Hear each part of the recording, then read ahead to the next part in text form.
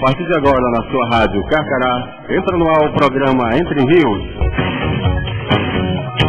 Olá, o seu programa Entre Rios tem a apresentação de Valtinho Calixto e Valfran Costa. Olá, tudo bem? Você que está indo para o trabalho, para a escola ou relaxando em casa, está no ar o jornal Entre Rios, pela sua rádio Carcará, a rádio que traz a notícia voando. Notícias. Confira os destaques do jornal de hoje. Crise no preço das passagens de ônibus em Teresina.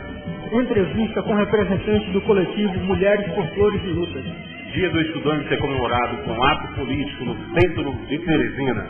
No especial Debatendo Mídia, vamos discutir a caracterização dos sistemas de comunicação. 4 de julho empata com o Comercial e fica com o título do Campeonato Piauiense de Futebol. O projeto de lei proíbe o financiamento de bandas com letras de duplo sentido.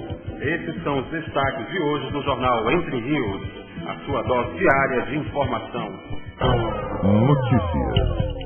Vamos às notícias. O prefeito Elmano Ferrer, do PTB, anuncia o reajuste da passagem de ônibus até o final desta semana. Ferrer preferiu não adiantar valores, mas afirma que a proposta é chegar a um ponto de equilíbrio entre o congelamento proposto pelos estudantes e o aumento sugerido pelos empresários do Sindicato de Transporte Urbano de Teresina, CETUT. Mais informações com o repórter Valmir Macedo. Após 16 meses sem reajuste no valor da passagem, o CETUT propõe um novo aumento nas tarifas de transporte coletivo. Indira Gomes, assessora de imprensa do sindicato, diz que esse reajuste já devia ter sido feito. O valor atual, de R$ 1,90, não cobre mais os custos do sistema. Para ela, a passagem poderia ser mais barata se tivesse apoio do governo. Já existe um projeto no Congresso Nacional para regularizar isso, assim, para o governo ou as prefeituras assumirem a tarifa dessas gratuidades. Se o prefeito aqui dá gratuidade para todo idoso deficiente, ou deficiente visual, então se ele tiver então ele paga. A Superintendência Municipal de Transporte e Trânsito, S-Trans, analisou o pedido de reajuste do CETUT e propôs o valor de R$ 2,14 como sendo ideal para a passagem de ônibus. O gerente de planejamento da S-Trans, José Lopes, explica essa decisão. Porque até para manter o serviço, aí você fica sem condição de renovar a frota, quer dizer, a frota vai envelhecendo, o sistema vai ficando mais precário. Então isso não é bom também não. Já acho que seria ótimo se nós pudéssemos manter, digamos, a tarifa vai voltar para R$1. Seria excelente, ia ter mais gente andando, mas não tinha quem vai se quem vai pagar. Não o governo? O Ministério Público recebeu denúncias de irregularidades na planilha de custos do CETUT. O juiz Otton Lustosa determinou a redução das passagens de R$ 1,90 para R$ 1,75. Ele acredita que há erro nas planilhas. Com isso, o aumento das passagens foi barrado temporariamente. A Procuradoria-Geral do município recorreu dessa decisão judicial e ganhou a causa. O valor das passagens não pode diminuir mais. As planilhas estão sendo analisadas por uma comissão especial composta por membros do CETUT, S-Trans, Câmara Municipal, Procuradoria-Geral do município e o Ministério Público. A análise vai orientar a decisão do prefeito. Confira agora a coluna Atitude Política com o repórter Jefferson Walter. Dia do Estudante é comemorado com ato político no centro de Teresina. Hoje, em nossa coluna Atitude Política, iremos destacar os atos políticos organizados pelos movimentos estudantis em homenagem ao 11 de agosto. O Dia do Estudante é uma data marcante e este ano foi comemorado através de um protesto nas ruas do centro de Teresina na última quinta-feira, dia 18. O ato terminou em frente ao Palácio de Karnak, sede do governo estadual, com ato show na Praça da Liberdade. Vamos conferir o depoimento do presidente do DCE, Cássio Borges, organizador do evento. Se hoje o movimento estudantil ele se organiza dessa forma é por conta dos milhares de jovens e estudantes brasileiros que tiveram que dar a vida, tá entendendo? Para hoje consolidar um país mais democrático e caminhando cada vez mais para um caminho mais justo. A atividade é parte da Jornada Nacional de Lutas da União Nacional dos Estudantes, UNE, e União Brasileira de Estudantes, UB, e é organizada em Teresina, entre outras entidades, pela UME, DCE, UFSC, União da Juventude Socialista, UJS, Legião de Vanguarda de Juventude, Centro Colegial dos Estudantes Piauienses e Grêmios Estudantis. É com vocês no estúdio. Esta é a sua rádio. Esta é a sua rádio. No quadro Bola no Delta, confira os detalhes da decisão do Campeonato Piauiense 2011, com o repórter Jonathan Freitas. e o time do 4 de julho é o grande campeão do Campeonato Piauiense de Futebol. O time empatou com o Comercial por 1-1 no estádio José de Melo, em Campo Maior, na última quarta, 17 de agosto. Como havia vencido o primeiro jogo em Piripiri por 1-0, o Colorado só precisava do empate para conseguir o título. O bode não facilitou a vida do 4 de julho e marcou um gol com Zé Rodrigues logo aos 11 minutos do primeiro tempo. Mas felizmente para a torcida vermelha, o 4 de julho empatou logo depois, com um gol contra do zagueiro Rafael Araújo, do Comercial. O jogo seguiu com boas chances para os dois lados, mas o placar não saiu do empate. Festa da torcida do time de Piripiri, ao apito final do árbitro, e comemoração com os jogadores no gramado. O time depois seguiu para Piripiri e fez mais festa. Foi o terceiro título do 4 de julho no campeonato. O time não conseguia ganhar o torneio desde 1993. Estamos apresentando o programa Entre Rios. Essa é a sua rádio Carcará. É chegada a hora do especial, com uma breve caracterização do sistema brasileiro de comunicação. Isso você confere com o repórter Luan Matheus. Pense em todos os veículos de comunicação do Brasil: rádio, TV, cinema, jornais, internet, editoras de livros, etc. São muitos, não são? Agora tente imaginar quantos são os donos desses veículos. 50? Não, menos. 20? Menos. 10? Quase isso. É incrível, mas todos esses veículos estão, direto ou indiretamente, sob o controle de 9 famílias em todo o Brasil.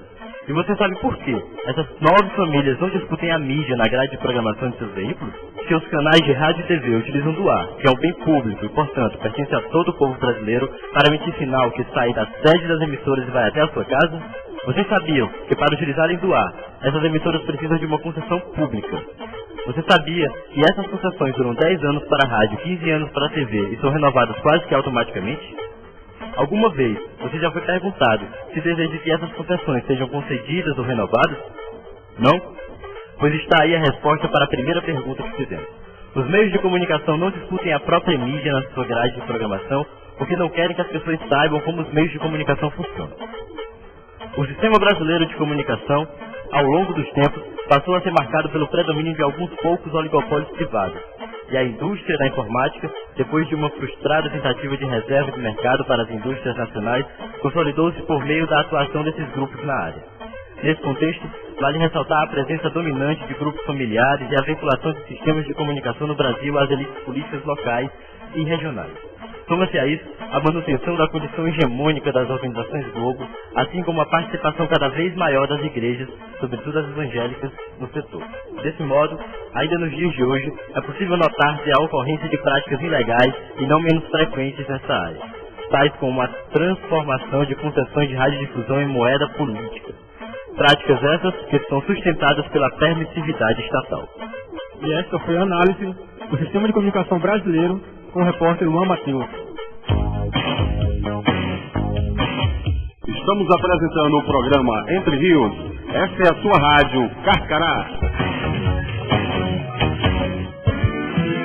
Então, companheiro Valfran, eu vou ter que chamar mais uma vez aqui o nosso repórter Luan Matheus para entrevistar a Aniele Raquel, representante da ENEP. É isso aí, vamos ver agora mais uma reportagem do Luan Matheus. Olá Valcian, olá Valfran e ouvintes da Rádio Carcará. No nosso quadro especial de hoje, Debatendo Mídia, iremos conversar com a representante da Executiva Nacional dos Estudantes de Comunicação Social, ENEP, a estudante Aniele Raquel. Hoje a gente vai conversar um pouco sobre o marco regulatório dos meios de comunicação. Então eu queria que você começasse esclarecendo para os nossos ouvintes o que é esse tal marco regulatório. Então, a grosso modo, nós podemos dizer que o marco regulatório é um projeto que marca a regulamentação de um determinado setor. Na comunicação, nós falamos em um novo marco regulatório porque já temos uma regulamentação, entre aspas, que na verdade não tem muita efetividade na prática. E como que a gente pode caracterizar hoje as leis que regem o nosso sistema de comunicação, né? Se há uma caracterização precisa, como que a gente pode fazer essa caracterização e como que a ANECOS ela analisa isso? Bem, primeiro, o Código Brasileiro de Telecomunicações, o CBT, legislação que rege o rádio e a televisão no Brasil, data de 1962, quando a própria televisão em preto e branco ainda era uma novidade para boa parte da população brasileira. Percebemos que as leis que regem os meios de comunicação hoje, no Brasil, são uma verdadeira coxa de retalhos, que não regulamenta nem normatiza o serviço de radiodifusão. E com esse novo marco regulatório, né, que os movimentos sociais em defesa da democratização da comunicação estão reivindicando, qual a importância desse novo marco regulatório e qual as medidas a tomar para a boa implementação desse marco regulatório? Então, para mim, temos alguns princípios fundamentais que precisamos atentar. O primeiro é reconhecer a centralidade da ideia de público para a estruturação de qualquer sistema de comunicação democrático. E ainda uma medida essencial para esse momento, fazer com que toda concessão ou permissão dada para a utilização de um serviço de comunicação social seja de fato ortoga de serviço público, e não como hoje, licenças frouxas das radiofrequências de uma atividade quase que eminentemente privada.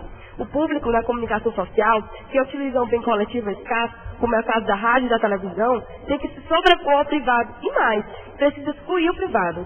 O mercado de comunicação social não pode ser reservado para o oligopólio, quase monopólio, que hoje domina, e que deseja manter essa dominação sobre um farisaico discurso nacionalista e protecionista. É por isso que o novo ambiente normativo, com suas políticas, leis, regulamentos e entes reguladores, preceder a transição tecnológica digital. Por meio dele, podemos introduzir, acredito, novos atores na produção, empacotamento e distribuição de programas audiovisuais, estabelecendo limites ao controle de empresas horizontal e verticalmente, criando condições para ampliar a produção audiovisual nacional. Então a gente agradece a presença da representante da Executiva Nacional dos Estudantes de Comunicação Social, a estudante Niele Raquel. Muito obrigado, Niele. E voltamos aos nossos estúdios com Laucian Calixto. Esta é a sua rádio. Esta é a sua rádio.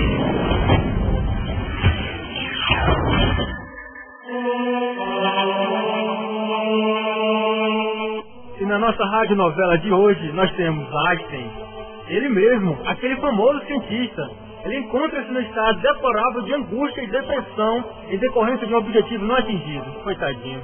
Desse modo, ele se sente forçado a procurar auxílio. Auxílio esse só encontrado numa improvável visita a um dado psicólogo. Confiram. Einstein, o que você está fazendo aqui no meu consultório?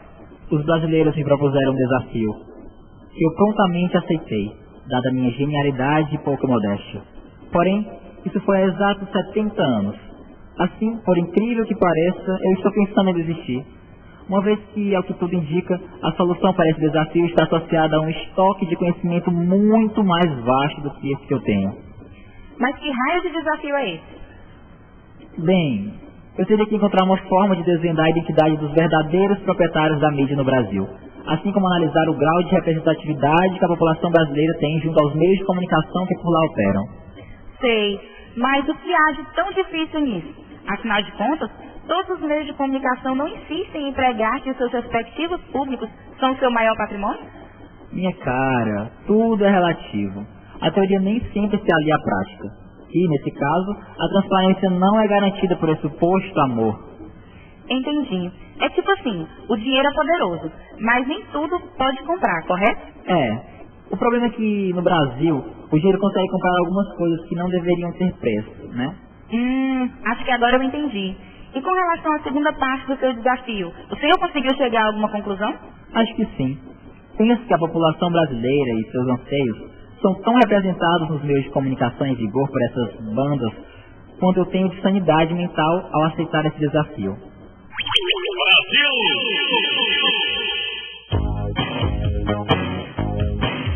Estamos apresentando o programa Entre Rios.